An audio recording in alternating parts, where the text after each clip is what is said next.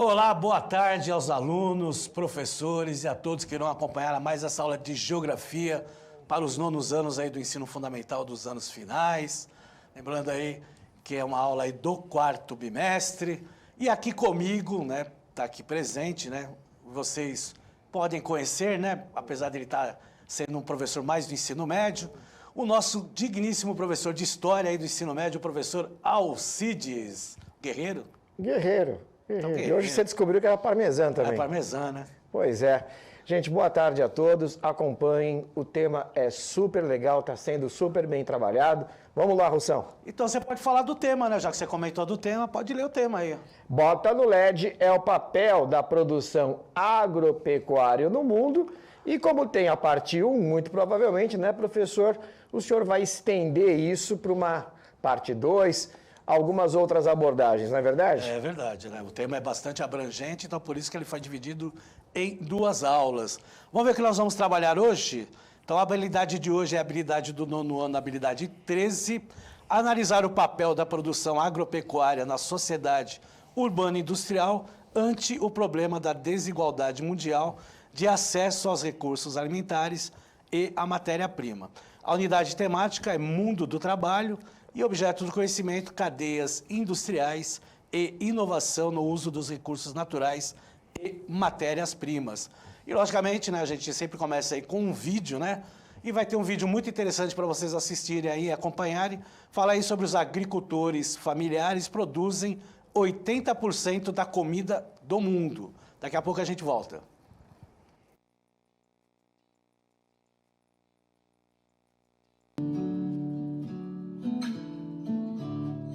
Mais de 90% dos 570 milhões de fazendas ao redor do mundo são administradas por uma pessoa ou uma família. A agricultura familiar produz mais de 80% da comida do mundo. Essas famílias que cultivam alimentos, peixes, trabalham na floresta, criam aves e gado, têm um importante papel no combate à fome, na redução da pobreza e no desenvolvimento sustentável de territórios rurais. Mas os agricultores familiares enfrentam muitos desafios, como o acesso à posse dos seus territórios e a recursos naturais e produtivos, vulnerabilidade com as mudanças climáticas ou o alto índice de migração urbana de jovens e mulheres, devido à falta de oportunidades nas áreas rurais. Agricultores familiares executam sistemas agrícolas diversificados e preservam alimentos tradicionais, contribuindo tanto para uma dieta balanceada quanto com a preservação da biodiversidade mundial. Eles fazem parte de redes regionais e culturas locais e deixam boa parte de sua renda nos mercados de sua região, gerando muitos empregos. Todas essas características mostram que os agricultores familiares possuem um potencial único para impulsionar sistemas alimentares sustentáveis e produtivos se as políticas ambientais os apoiarem nesse processo. Para isso, governo, academia, cooperativas, sociedade civil e organizações internacionais comprometeram-se em fortalecer a agricultura familiar, não apenas através de assistência técnica, mas também através de esforços para gerar dados, estudos, estatísticas e políticas e regulações nacionais. Diversas fontes de informação, se consolidadas, podem ser ferramentas fundamentais em tomadas de decisão, melhorando a qualidade de vida, especialmente nas áreas rurais. A plataforma de conhecimento da agricultura familiar permite o acesso livre e imediato à informação em todo o mundo, no que diz respeito à agricultura familiar e a seus tópicos relacionados. Ela promove o compartilhamento e a disseminação de conhecimento entre todos os atores envolvidos no desenvolvimento dos territórios rurais. Além disso, a plataforma dá visibilidade às políticas implementadas e ao conhecimento desenvolvido através das colaborações Sul-Sul e triangular entre as nações. Ela promove também redes de gestão de conhecimento, ao conectar quem busca informações e quem as fornece. Com isso, melhora o aprendizado mútuo e beneficia todas as autoridades e especialistas relacionadas ao setor rural. Colaboradores de várias áreas estão participando dessa iniciativa, providenciando conteúdo. Assim, os usuários poderão ter acesso a essas fontes. A busca é bem simples. Selecione a língua e o tipo de documento que procura, dentre os tópicos: políticas públicas, leis, manuais, estudos de casos, estudos comparados, livros, jornais especializados, artigos, vídeos, projetos ou práticas relacionadas à agricultura familiar. Todo o conteúdo incluído na plataforma está disponível e classificado por região, país, tema e ano. Também é possível fazer uma pesquisa específica com palavras-chave e conceitos técnicos, o que irá fornecer resultados mais refinados. Você tem alguma informação que ainda não foi incluída na plataforma? Você pode compartilhar seu conteúdo e trocar experiências. Sua instituição também pode fazer parte de nossa rede global de colaboradores. Essa é a plataforma de conhecimento da agricultura familiar, fornecendo informação de qualidade disponível para todos, empoderando agricultores familiares ao redor do mundo.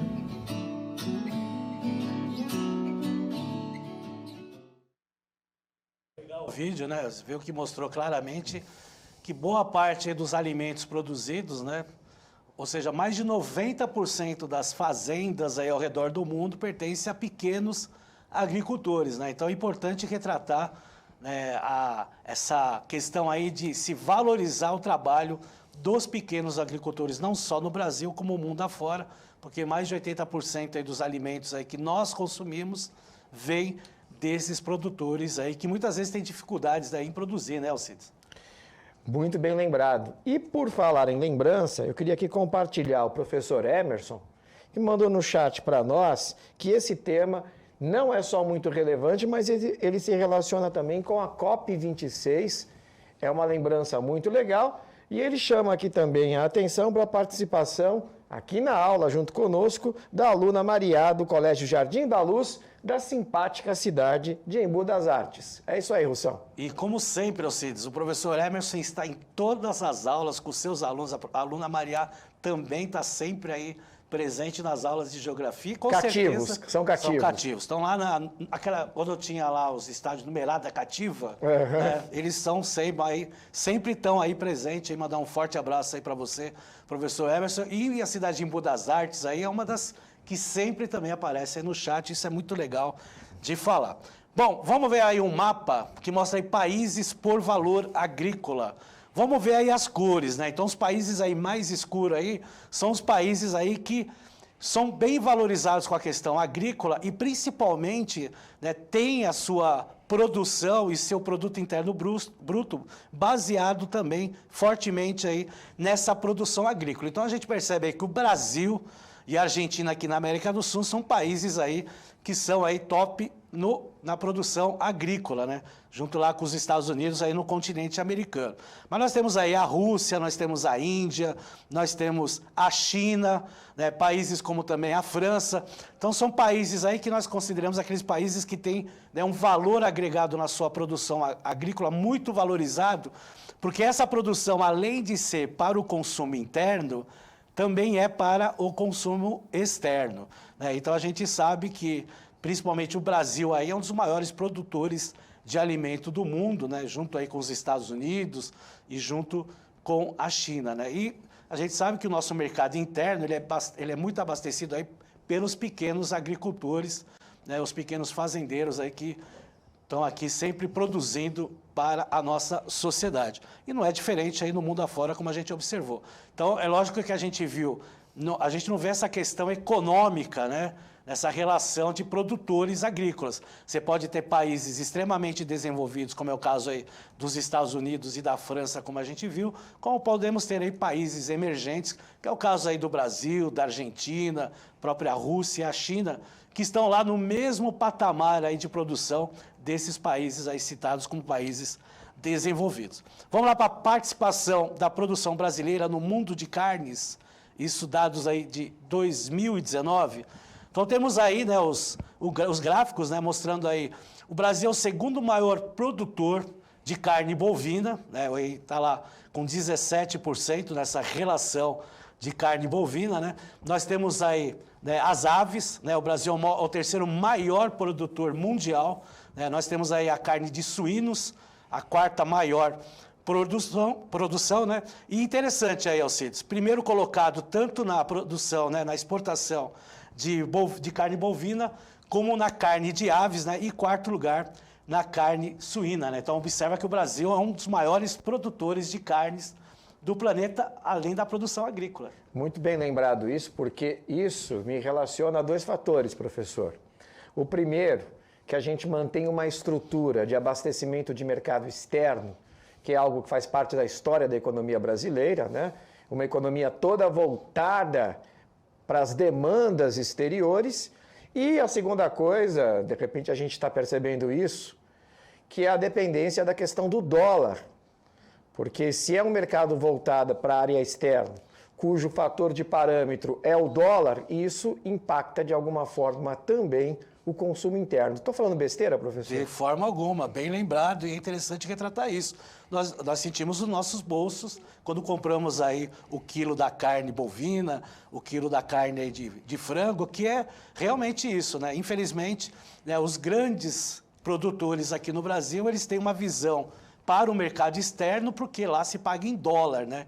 E, logicamente, quanto mais o dólar valorizado em relação à nossa moeda, maior, né, os lucros que tem. Então, a preferência de exportação, tanto é que, volta um pouquinho lá para essa imagem aí dos gráficos, a gente está vendo lá, o Brasil detém 21% da exportação da carne bovina, é quase um quarto, né, de toda a produção mundial. E na de aves, 32%, sendo que, se a gente fosse fazer uma avaliação há 10 anos atrás, tinha países muito à frente da gente, como, por exemplo, a China, que era um dos maiores produtores de carne e de aves, né?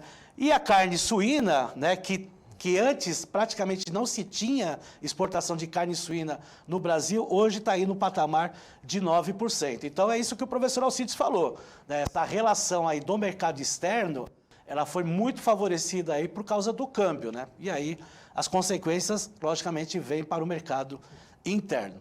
Vamos lá, outro mapa lá para a gente ver lá os principais destinos da exportação brasileira, também aí dados de 2019. Olha que interessante aí, Alcides. Comentei da China, né? Hoje a China é o maior comprador de carne de frangos do Brasil, olha lá. Tá vendo? Também é de suínos, né? E só o de ovos aí, que é o Emirados Árabes, né?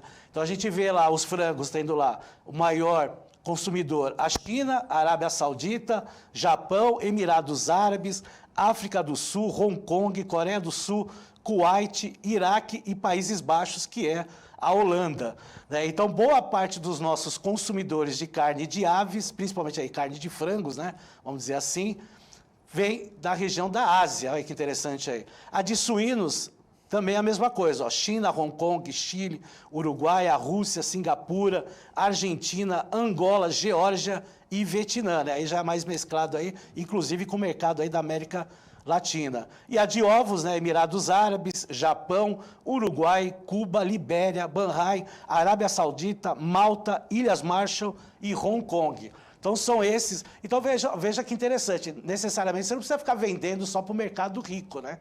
Você tem aí, né, um mercado aí que são de países aí, ou em desenvolvimento ou países emergentes, que compram esses nossos produtos, né, principalmente aí da carne de frango e da carne suína, e os ovos aí que vem aí dos frangos, né, da galinha, né, vem da galinha, né, frango também não dá para falar, né.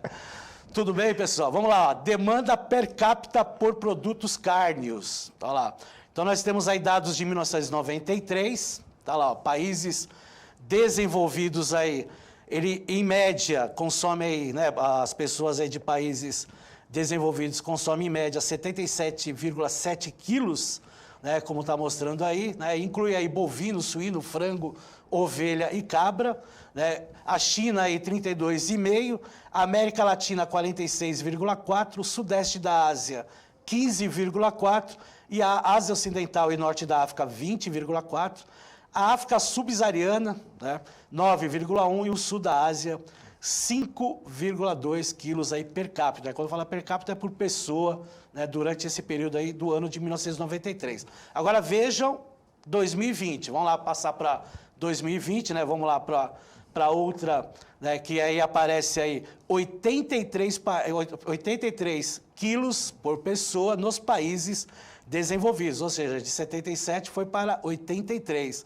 Já a China, né, que foi de 32,5 para 59,6, a América Latina de 46,4 vai para 59,1, o Sudeste da Ásia de 15,4 vai para 23,8, Ásia Ocidental e Norte da África ela vai de 23,7, cai para 20,4, África Subsaariana de 9,1 para 11,1% e o sul da Ásia 5,2% para 7,5%. O que a gente percebe é que nesse período aí de 7 anos houve um aumento muito alto em relação ao consumo de carne no planeta, né? A única exceção aí ficou aí para os países da Ásia Ocidental e Norte da África, aí, que deu uma diminuída. Russão, posso fazer 2 comentários rápidos Faz aqui? 3, 4, você está aí à vontade. Não, a primeira coisa que eu gostaria de chamar a atenção, que eu tenho lido bastante, que nos últimos 20 anos os hábitos alimentares chineses se ocidentalizaram.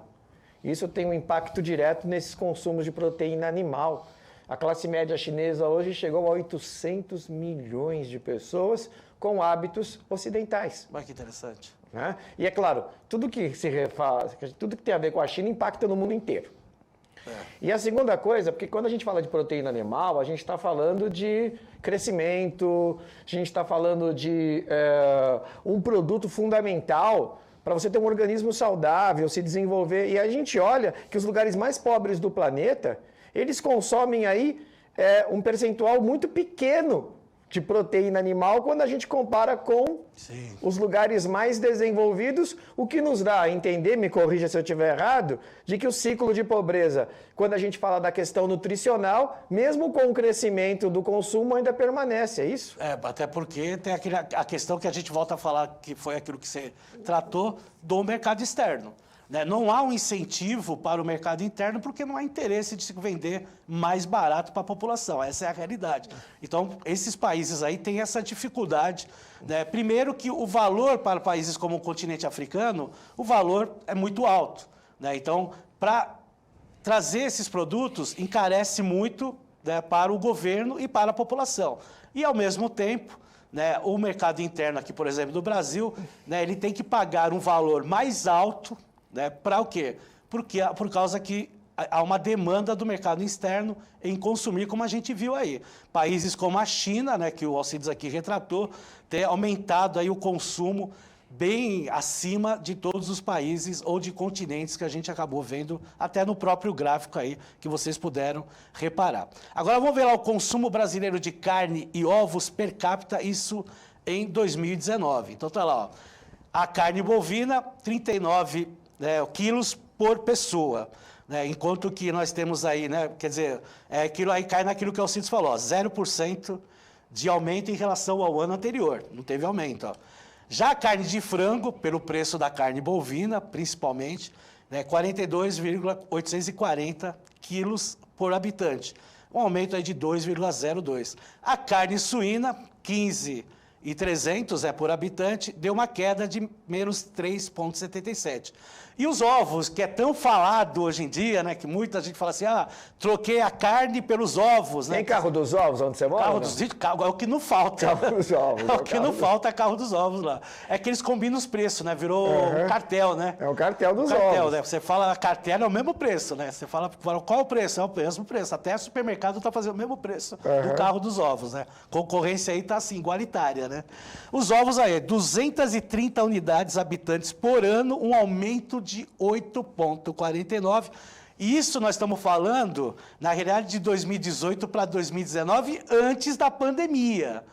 Nós não temos ainda os dados de 2020, ou seja, de 2019 para 2020, e depois, posteriormente, quando acabar o ano de 2021, nós vamos ter... E a explosão que nós tivemos no preço da carne hoje... Vai com certeza aparecer vai para os ovos também. Isso. A galera troca proteína bovina por proteína... Ou seja, resumindo, negativo vai ficar na carne bovina, negativo na carne de frango aqui, e vai ficar um aumento absurdo aí no consumo de ovos. Tanto que inflacionou, o carro dos ovos já inflacionou um pouco, não sei se você já percebeu. E tem que lembrar que a gasolina aumentou, É verdade. Entendeu? Tem esse detalhe, não podemos também condenar verdade. O vendedor de ovos, Coitado A culpa não é só da galinha. Não é só da galinha, não é só do vendedor, também é da gasolina. Vamos para uma enquete aí? Então vamos lá, Vamos lá na enquete lá, tá lá. Qual país foi o maior produtor e exportador de carne bovina no mundo em 2019? Aí nós temos o item A, Estados Unidos da América, nós temos o B, a Austrália, e nós temos o C, o Brasil. Tá? Nós vamos dar 1 minuto e meio para vocês responderem, tá certo? Daqui a pouco nós retornamos.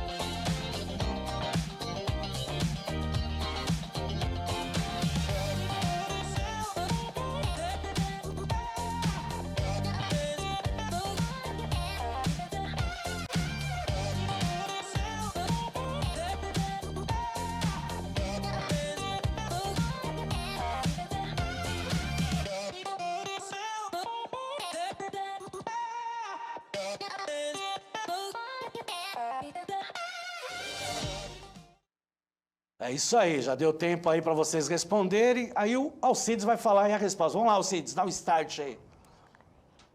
Olha, a galera respondeu aqui, mas você depois faz a aferição, hein? Tá bom. Em terceiro lugar, a terra dos cangurus. Austrália. A Austrália com 10%. Então, os 10% erraram. Em segundo lugar, a terra do Mickey Mouse. Os Estados Unidos? Os Estados Unidos Então, com 32%. Então, os 32% erraram. E em primeiro lugar, Brasil! a terra do Neymar. Puxa, tá Eu bom, sabia, né? você para sacanear o Brasil. Brasil, aí, Mas ó. que você fala França, né? Ai, ai. Então, o Brasil aí, né, o maior produtor e exportador de carne bovina, como a gente viu aí nos gráficos anteriores aí. Parabéns aí para quem respondeu corretamente. Para quem não respondeu, acabou de aprender aí novamente que é o Brasil.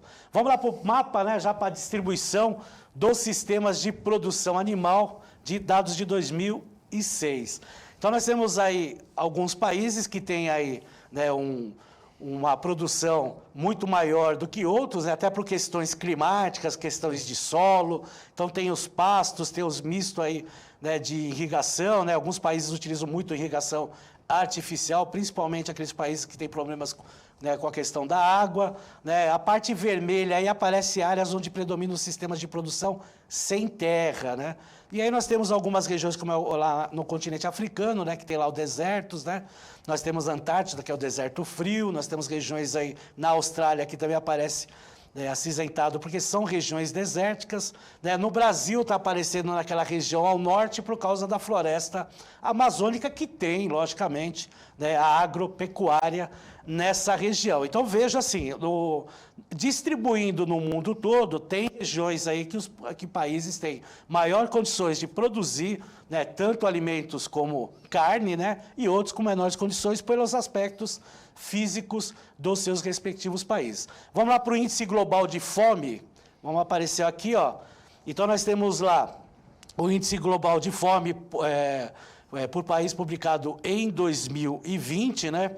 E aí nós temos aí o mais alarmante são os países aí do continente africano, né, que tem em torno de 35 a 49,% da população, né, com problemas aí de fome, né? O Brasil, né, tem aí menos do que 9,9%, né?